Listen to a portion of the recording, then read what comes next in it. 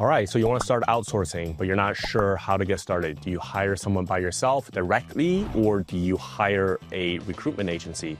Now, I am the owner of a recruitment agency. We help companies in North America outsource to the Philippines, but today I want to be very unbiased, very straightforward with you on the pros and cons of each method. So let's get into it. So first, with direct hiring, that's great if you're a solopreneur and if your opportunity cost is not very high. You can make an account on onlinejobs.ph, Upwork, or Fiverr to find your freelancers. There is a cost associated to these platforms, but it's not that much. So for example, with online jobs, it's about $70 US a month. It allows you to post 3 job postings and screen up to 200 applicants. For Upwork and Fiverr, I do believe they take a percentage of the fee that is billed for each project, and I believe it is 10%. So each platform has different advantages. You just have to find the right one that fits your need. Now, the most important thing about finding your own hire, what I recommend is conduct as many interviews as you can. I personally tell all my friends to do 20 interviews before they even make a hiring decision. Now, this contradicts what I've said in some other videos where it's actually my belief to hire people as fast as possible. But if this is your first time outsourcing, what you want to do is just jump in, speak to as many people as you can. Because let's say take the Philippines, for example, there's 3 different regions. So if you're talking to 20 different people, you're going to meet people from Luzon, Visaya, Mindanao, and you're going to understand a bit more about their cultural background, what they expect from work, where they went to school. You're going to understand more about the family arrangements and just overall how kind of screening CVs and arranging interviews and just oiling that whole machine and getting yourself familiar with the process. And that's really valuable, especially if you plan to build a remote team for the long run. Now, by far, the best interview questions you can ask, in my experience, is to focus on accomplishment questions. You're gonna find the culture in the Philippines, for example, is quite different from the culture in North America. In the Philippines, you're gonna have a large population of freelancers. And what that means is people tend to hop around jobs a lot, do different projects on a contract basis or part-time. These candidates could also be on Upwork or Fiverr doing different things.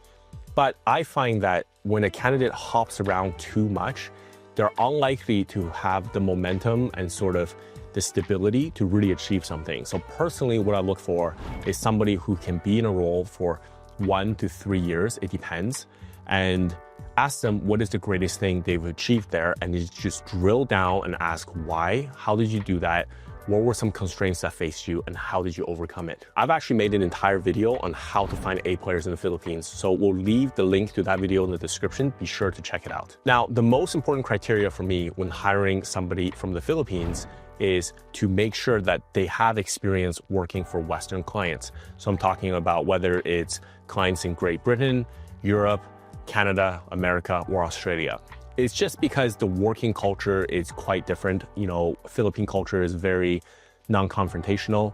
Oftentimes, candidates will say yes to your questions, but they don't really understand the actual question. Versus like if you're working in North America, we're a lot more blunt, a lot more direct with our feedback, and people don't take it as personally. So I can get into that in another video, but what I really look for is a track record of working for an American client.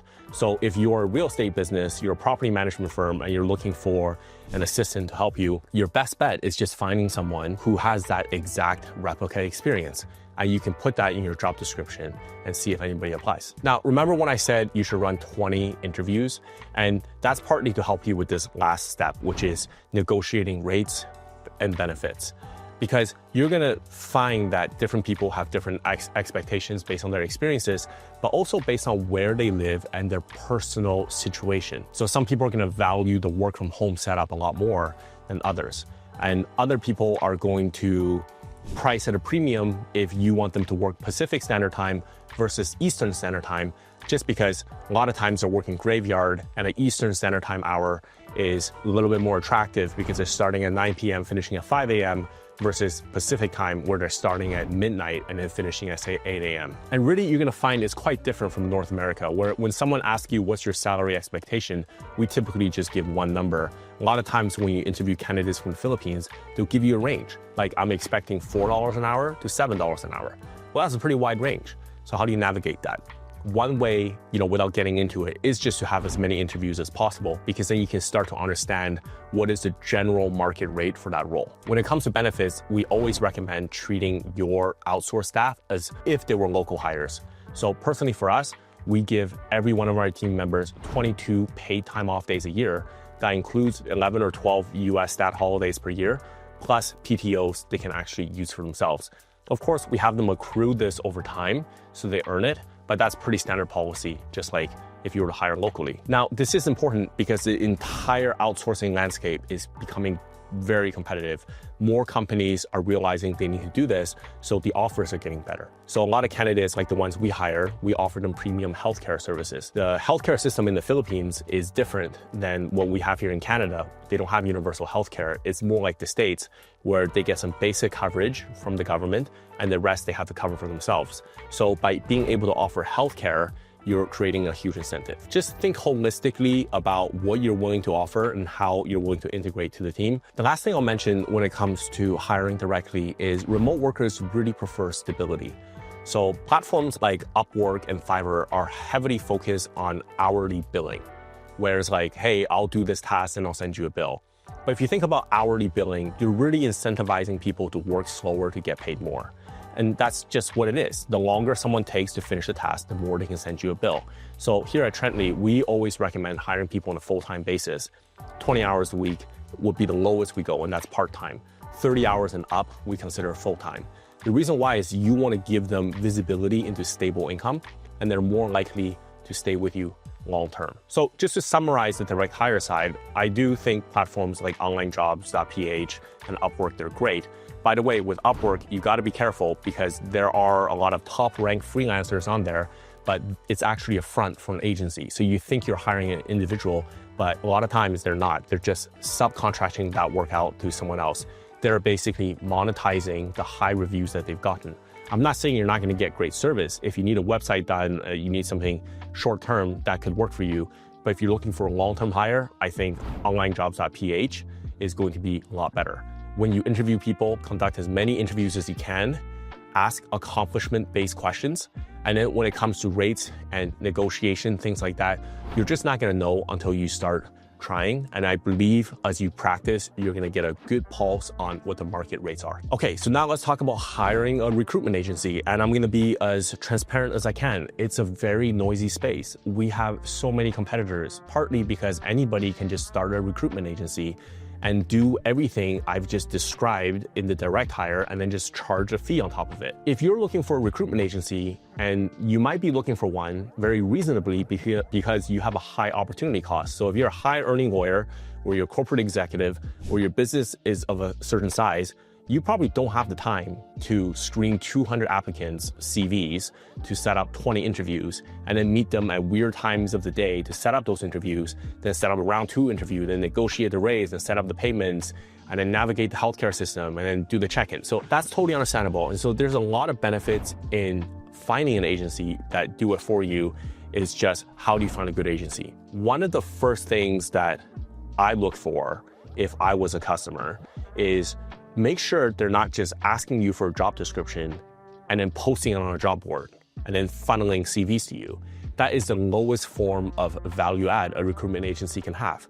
So for example, if a client comes to us and they say, hey, I'm looking for a web developer who can do PHP, WordPress, because, I want to build a website. A lot of agencies would just say, okay, great, send me a job description, we'll put it on and it will screen people, we'll send CVs your way, and if you decide to hire someone, we'll go from there. But for us, we always like to look at what's the underlying problem you're trying to solve in your business. So you probably don't want a web developer. You probably just want a new website, because it's actually a pain to manage a freelance web developer over on the other side of the world to try to get a project done, right? So we actually recommend just finding a web development agency. You might pay a little bit more, but you'll get the job done.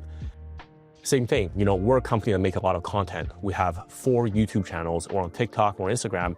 So a lot of companies, they want to make content, and we're able to offer them a lot of value. So make sure that whatever partner that you're working with, the specific problems, let's say some area that we don't really deal with, like medical billing. There are VA agencies that specifically focus on medical billing, and those would be the ideal agencies that can share with you best practices that their other clients have went through in terms of setting up their workforce. So just make sure they're not just copy pasting the job description, because I would say 90% of agencies just do that. The next thing is look for terms that are reasonable. A lot of agencies now, they charge a pretty hefty upfront fee, or they charge a recruitment fee that's like 30% of the candidate's first year salary. And that's a very reasonable model in North America, but you gotta think about the incentives a bit more. How is that agency incentivized to give you the best candidate that they can find if you're gonna pay them a bill and then really afterwards they don't have to care? They already got your money, so they can leave. The model that we have, just like some of our competitors, is we actually recruit for free. So we don't charge an upfront fee. We do collect a refundable deposit, but we basically bill you along the way, and we include our service charge as part of the monthly billing. And what that does is we're going on that journey with you. We're taking that risk with you, because if it's not the right candidate and they leave, whether they leave or you let them go after 3 weeks, we don't really make anything. So no right or wrong answer, but definitely look for signs where like the agency is trying to charge you a hefty upfront fee, or if they're not charging upfront fee, their per hour billing is very high, because then you have to wonder how much of that is going to the candidate and how much of that are they pocketing. Of course, as a business owner, we all have to keep our lights on, but I think you can make a judgment on what is acceptable. The last thing is just that, again, like I said, this industry, the barrier to entry is extremely low.